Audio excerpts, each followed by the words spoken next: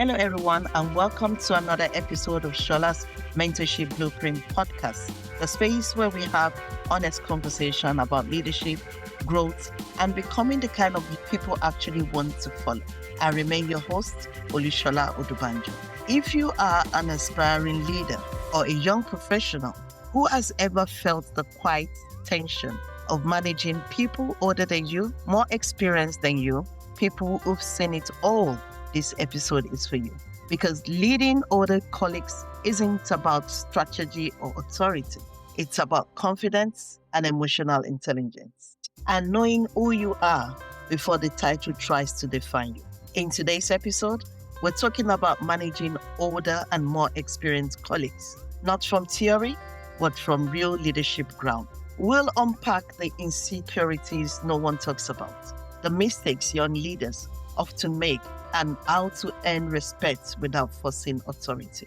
This is not about the age, it's about presence. Now let's get into it. Let's start with a reality many young leaders don't say out loud.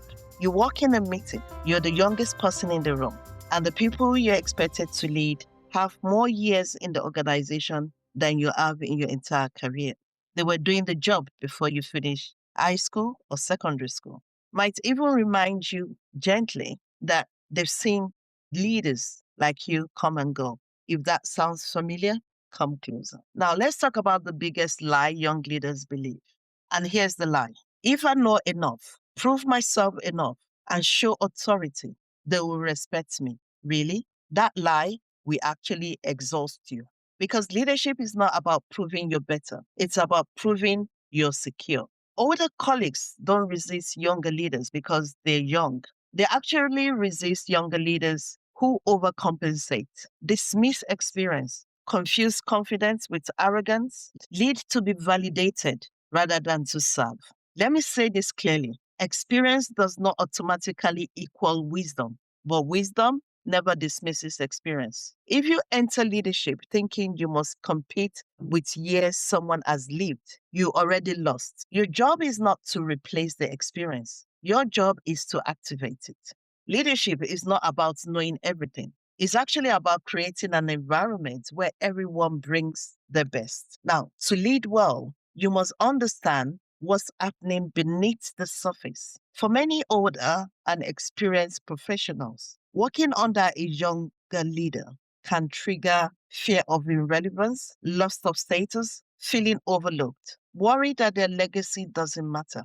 Now, when resistance shows up as passive aggression, comments like, back in my days, have you had that phrase before? Undermining authority, silence, or withdrawal. It's rarely about you personally, it's about identity. If you ignore this emotional reality, you will manage tasks but never lead people. Like strong leaders don't ask, how do I control this? They ask, what's really going on here? Empathy does not weaken authority, it actually strengthens it. Now, here's the truth every aspiring leaders must accept early. Your title gives you permission to manage, but your character earns you permission to lead. Older colleagues have survived restructures, leadership changes, and broken promises. They don't trust titles anymore. They actually trust patterns. So, how do you build influence? One, listen before you lead. And I mean real listening. Ask questions. Acknowledge expertise publicly because recognition in public actually disarm resistance. The third one, be consistent. One of the fastest ways to lose credibility is inconsistency. And the fourth one, which is the last one, admit what you don't know. Humility builds trust faster than pretending. When people feel seen, they stop fighting for relevance. Now, let's talk about managing your own insecurity as a young leader. Yes, we're going to talk about it because many leadership that struggles with older colleagues begin internally. Signs that insecurity is driving your leadership is one, you over explain decisions. You react defensively to feedback. You avoid difficult conversations. You micromanage to feel in control.